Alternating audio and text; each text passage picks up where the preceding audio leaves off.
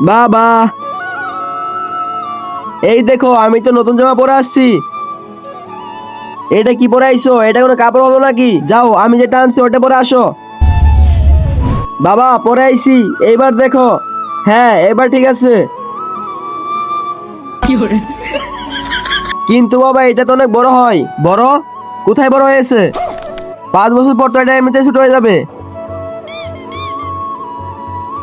2024 সালের ছেলের ফ্যাশন। বাবা, এইদিকে দেখো।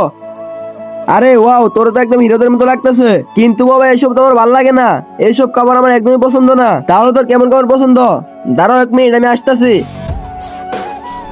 বাবা, এইদিকে দেখো।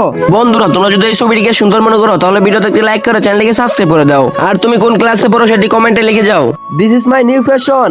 আরে 2024 সালে এই অবস্থা, তাহলে 2026 সালে কি হবে?